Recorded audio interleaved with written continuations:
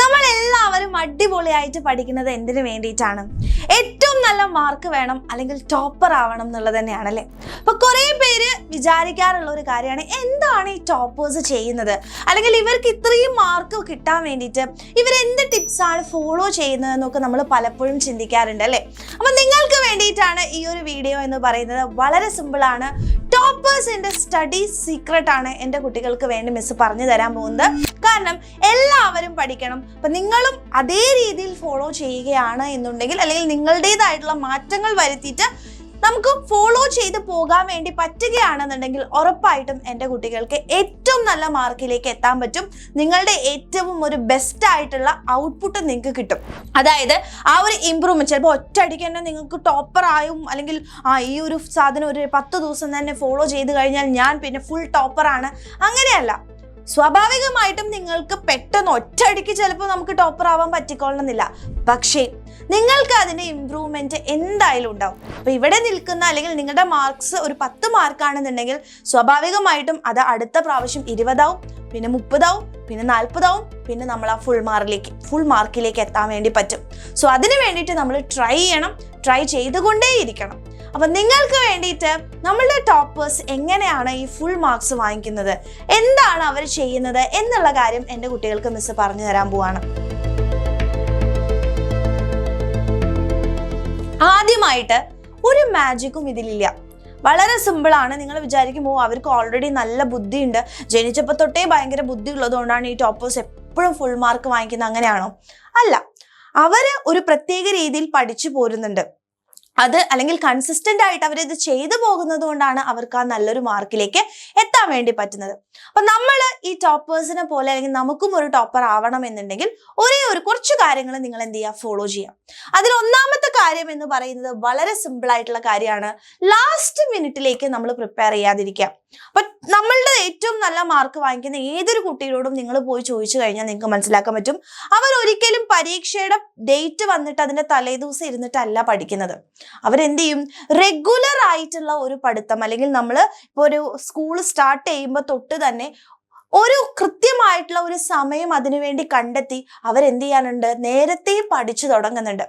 Exam ആവുന്ന സമയത്തേക്ക് അവർ എന്ത് മാത്രമാണ് മാറ്റിവെക്കുള്ളൂ, റിവിഷൻ മാത്രമായിട്ടാണ് അവരെന്ത് ചെയ്യാൻ മാറ്റിവെക്കുക. അപ്പൊ എക്സാമിന്റെ തലേ ദിവസങ്ങളിലൊക്കെ കംപ്ലീറ്റ്ലി റിവിഷൻ ആവണം. അതിനു മുൻപ് നേരത്തെ തന്നെ അവരെന്ത് ചെയ്യും, ഓരോ ചാപ്റ്റേഴ്സും പ്രിപ്പയർ ചെയ്ത് പഠിച്ച് കണ്ടന്റ് ക്ലാരിറ്റി ഒക്കെ വരുത്തി വെച്ചിട്ടുണ്ടാവും. പിന്നീട് അതിനുള്ള റിവിഷൻ മാത്രമാണ് എക്സാമിന് ഡേറ്റ് വരുന്ന ആ ഒരു ലാസ്റ്റ് മിനിറ്റിലേക്ക് അവർ റിവിഷൻ മാത്രമേ ബാക്കി വെക്കുള്ളൂ. ബാക്കിയെല്ലാം നേരത്തെ തന്നെ അവർ പഠിച്ചു തുടങ്ങും.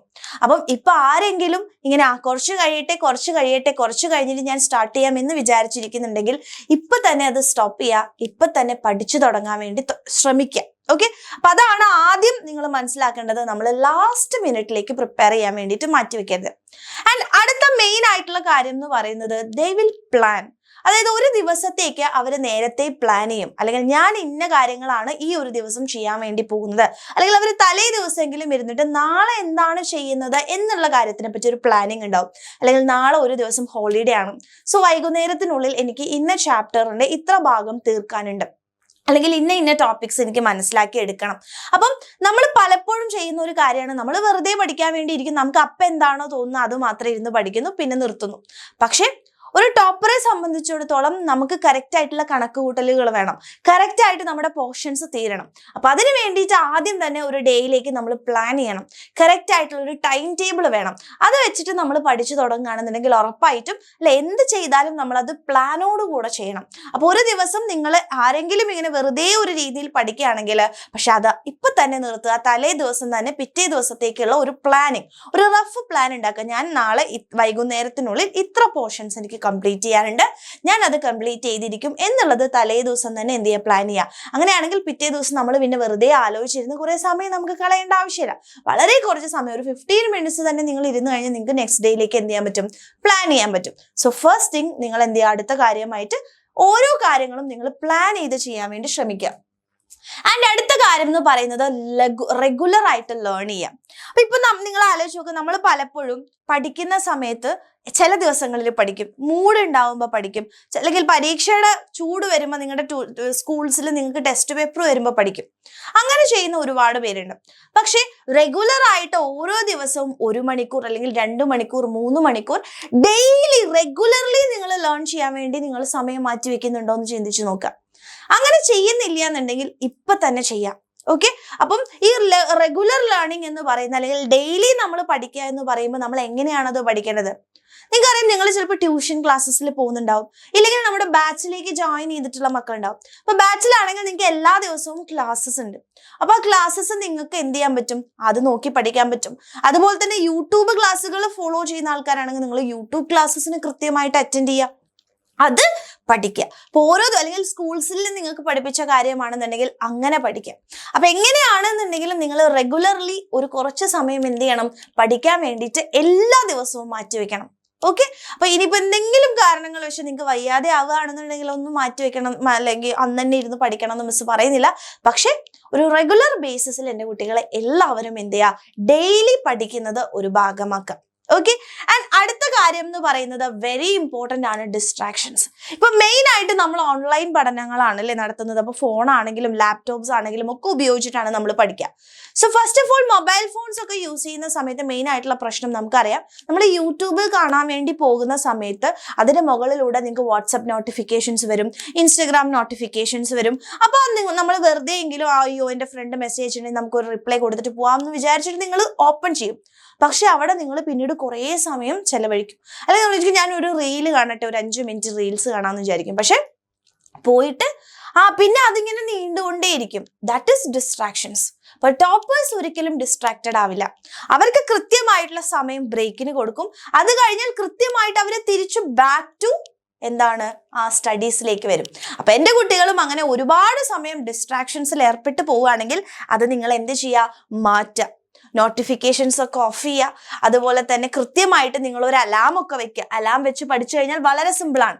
അപ്പൊ ആ ഡിസ്ട്രാക്ഷൻസ് ഒഴിവാക്കി പഠിക്കുക എന്ന് പറയുന്നത് വളരെ വളരെ വളരെ ഇമ്പോർട്ടൻ്റ് ആയിട്ടുള്ള ഒരു കാര്യമാണ്. ആൻഡ് മോസ്റ്റ് ഇമ്പോർട്ടൻ്റ് ആയിട്ടുള്ള അടുത്ത കാര്യം എന്ന് പറയുന്നത് കൺസിസ്റ്റൻസി എന്ന് പറയുന്ന ഒരു സംഭവമാണ്. കൺസിസ്റ്റൻസി എന്ന് വെച്ചാൽ നമ്മൾ എന്താ, ഇതെല്ലാം നമ്മൾ ഒരു 2 ദിവസത്തിന് ചെയ്തിട്ട് പിറ്റേ ദിവസം വിട്ടിട്ട് പോകാനുള്ളതാണോ? അല്ല. ടോപ്പേഴ്സ് ഒരിക്കലും അങ്ങനെ ചെയ്യില്ല. അവരെന്ത് ചെയ്യും? കൃത്യമായിട്ട് എല്ലാ ദിവസവും അത് കണ്ടിന്യൂ ചെയ്യും. അത് എക്സാം ഉണ്ടോ എക്സാം ഇല്ലേ ഒന്നും അവർക്ക് ബാധകമല്ല. അവർ കൺസിസ്റ്റന്റ് ആയിട്ട് എല്ലാ ദിവസവും അത് നിങ്ങൾ എന്ത് ചെയ്യണം? ഫോളോ ചെയ്തിട്ട് പോരണം. അങ്ങനെയാണ് എന്നുണ്ടെങ്കിലാണ് നിങ്ങൾക്ക് ആ ഒരു ബെസ്റ്റ് ആയിട്ടുള്ള ഒരു മാർക്സിലേക്ക് എൻ്റെ കുട്ടികൾക്ക് എത്താൻ പറ്റുക. സോ ഇത്തരം കാര്യങ്ങൾ മാത്രമാണ് നമ്മുടെ ടോപ്പേഴ്സ് ചെയ്യുന്നുള്ളൂ. അതുകൊണ്ടാണ് അവർക്ക് ഇത്രയും നല്ല മാർക്സിലേക്ക് എത്തുന്നത്. അപ്പൊ ഇപ്പൊ മിസ് പറഞ്ഞിട്ടുള്ള ഏതൊക്കെ കാര്യങ്ങളാണ് നിങ്ങൾ ലാക്ക് ചെയ്യുന്നത്, ഏതൊക്കെ കാര്യങ്ങളാണ് എൻ്റെ കുട്ടികൾ ചെയ്യാത്തത്, അത് നിങ്ങൾ എന്ത് ചെയ്യുക? ചെയ്തു തുടങ്ങുക. ഇപ്പോഴെങ്കിലും നിങ്ങൾ ചെയ്തു തുടങ്ങുമെന്നുണ്ടെങ്കിൽ നിങ്ങൾ എല്ലാവരും താഴെ വന്നിട്ട് കമന്റ് ചെയ്യണം, യെസ് മിസ് ഇന്ന് മുതൽ ഞാനൊരു ടോപ്പർ ആവാൻ വേണ്ടി, അല്ലെങ്കിൽ ടോപ്പർ ആവുക എന്ന് പറയുന്ന ഒരു മോശമായിട്ടുള്ള ഒരു കാര്യമല്ല, അത് നമ്മൾ പ്രൗഡായിട്ട് പറയേണ്ട ഒരു കാര്യമാണ് അല്ലെ. നന്നായിട്ട് ഹാർഡ് വർക്ക് ചെയ്താൽ മാത്രം കിട്ടുന്ന ഒരു കാര്യമാണ് നല്ല മാർക്സ് എന്ന് പറയുന്നത്. അപ്പോൾ ഓരോരുത്തരുടെയും എഫേർട്ട് എന്ന് പറയുന്നത് ഡിഫറെന്റ് ആയിരിക്കും. ചില ആൾക്കാർക്ക് പെട്ടെന്ന് കിട്ടും, ചില ആൾക്കാർക്ക് ഒരുപാട് എഫേർട്ട് എടുക്കേണ്ടി വരും. ആ എഫേർട്ട് നമ്മൾ എടുത്തു തുടങ്ങി കഴിഞ്ഞാൽ നമ്മളൊരു ടോപ്പർ ആവുക എന്ന് പറയുന്നത് നിങ്ങൾക്കറിയാം നമ്മളുടെ ഹാർഡ് വർക്കിലൂടെ നമ്മൾ എത്തിയതാണ്. സോ അത് പ്രൗഡായിട്ട് നമുക്ക് പറയാൻ വേണ്ടി പറ്റും. അപ്പം ഇന്ന് മുതൽ നന്നായിട്ട് എന്ത് ചെയ്യുക? ഫോളോ ചെയ്യുക. ഏറ്റവും നല്ല മാർക്സിലേക്ക് എൻ്റെ കുട്ടികൾക്ക് എത്താൻ വേണ്ടി പറ്റട്ടെ. നിങ്ങൾ ഒരു ഇംപ്രൂവ്മെന്റ് കാണിക്കുന്നുണ്ട്, നിങ്ങളുടെ പഴയ മാർക്സിൽ നിന്നും ഒരു 10 മാർക്കെങ്കിലും നിങ്ങൾക്ക് കൂടുതലായിട്ട് അടുത്ത എക്സാമിന് കിട്ടുന്നുണ്ട് എന്നുണ്ടെങ്കിൽ നിങ്ങൾ ഒരു ടോപ്പർ ആണെന്ന് മിസ് പറയും. അല്ലാതെ ഫുൾ മാർക്ക് വാങ്ങിക്കുന്ന ആളാണ് ടോപ്പർ എന്ന് മിസ് ഒരിക്കലും പറയില്ല. ആ ഇംപ്രൂവ്മെന്റ് നിങ്ങൾ കാണിച്ചു തുടങ്ങുന്നുണ്ടെങ്കിൽ നിങ്ങളൊരു ടോപ്പറാണ്. അപ്പൊ അങ്ങനെയുള്ള ഒരു ടോപ്പർ എൻ്റെ കുട്ടികൾക്ക് ആവണം എന്നുണ്ടെങ്കിൽ യെസ് മിസ് ഞാനൊരു ടോപ്പർ ആവും എന്നുള്ളത് എൻ്റെ കുട്ടികൾ എല്ലാവരും കമൻറ്റ് ചെയ്യുക. മാക്സിമം നിങ്ങൾ ഫ്രണ്ട്സിലേക്കൊക്കെ എന്ത് ചെയ്ത് കൊടുക്കുക? ഈ ഒരു വീഡിയോ ഷെയർ ചെയ്ത് കൊടുക്കുക. Okay, thank you.